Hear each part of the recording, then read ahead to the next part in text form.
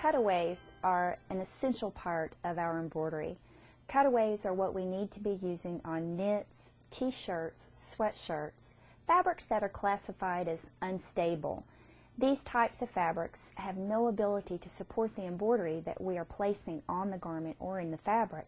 So it's very important to give the embroidery a beautiful foundation to form in, and Cutaways offer you that support. We have a variety of cutaways in the Floriani line. One of my favorites is our no-show mesh. This is a nylon mesh and it is embossed, so it has a beautiful pattern on it that does a lovely job of supporting that embroidery the way you want, yet it doesn't feel bulky. It's not a thick stabilizer, it's only a 1.5 ounce, so it's very appropriate when you're wanting to embroider a baby onesie, a delicate cotton, a golf shirt, something very soft, very sheer. That's where we're not wanting any of the stabilizer to shadow through, to form an ugly line around the embroidery design. So with the no-show nylon mesh, you don't have that problem. Now, no-show nylon mesh comes three colors, I should say: white, beige, and black. It's also available in non-fusible or fusible. Going back to where we were in the tearaway segment, I really like to put a lot of emphasis on fusibles. Fusibles really make a difference in your hooping process because they stop the fabric from stretching, and a baby onesie is certainly very stretchy. When you iron your stabilizer on or fuse your stabilizer on to the back of the garment, you prevent it from stretching, and the fusing is a great way to do that because it doesn't gum up your needle. No sticky needles, no broken threads. That's really, really a wonderful, wonderful product. So you iron your stabilizer onto the back, hoop the garment, and then do the embroidery. Very, very nice. Now, no-show nylon mesh will support about 8,000 stitches. An 8,000 stitch design should be about 4 by 4 in size, and it should be well digitized. Well digitized embroidery lays a foundation so that the stitches can form correctly in the fabric without building up and really pounding out. So make sure you choose well digitized embroideries. Now, if you're embroidering something in a small area, such as a baby onesie like the one I just showed you previously, sometimes it's hard to get the embroidery into that area. What I've done on this particular baby onesie is I have ironed the mesh right onto the back to keep it from stretching out of shape. What we'll do in this case, because this is a very difficult area to hoop, is I'll now stick this down to a sticky cutaway, and that particular product is called Wet and Stick. Floriani Wet and Stick is also available in a tearaway version, but the cutaway is where we need to be whenever we're trying to get embroidery in difficult areas on stretchy fabrics. And this particular fabric is very difficult to embroider. This is a sweater knit, super, super stretchy. So what I did on this particular garment is once again iron the mesh right onto the back and then stick it down to our Wet and Stick cutaway version.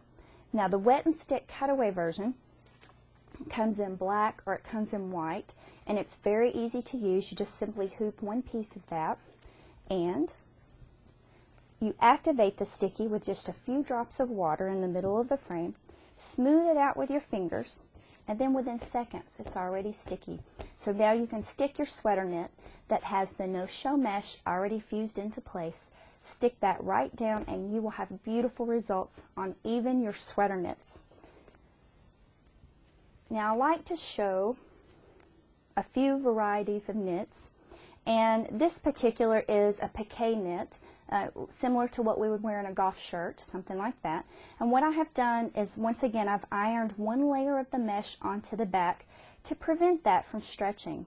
Now this particular design is filled with satin stitches. It's elongated satin stitching. All the stitches pull in one direction, so it didn't stitch really well. You would never know that because it's beautiful. But what I had to do on this particular design is iron the mesh onto the back to prevent it from stretching, hoop the garment, get it onto my machine, complete the centering, get everything right where we need it to be. Then I float.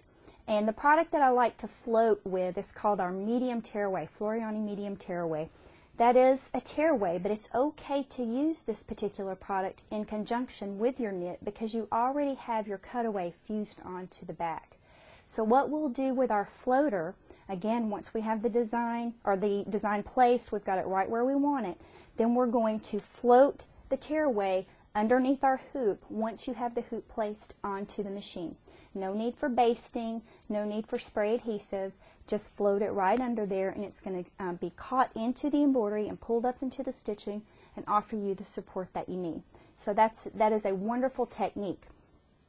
Now when we get on into our larger embroideries in our sweatshirts and t-shirts, this is a 36,000 stitch design. Now what I did here is I've changed my thought process just a little bit. This time I'm going to go with 2 layers of the mesh. This is a very well digitized design, about 36,000 stitches, very large. So what you would do on this particular piece is iron 1 layer on at a normal angle, your second layer at a 45.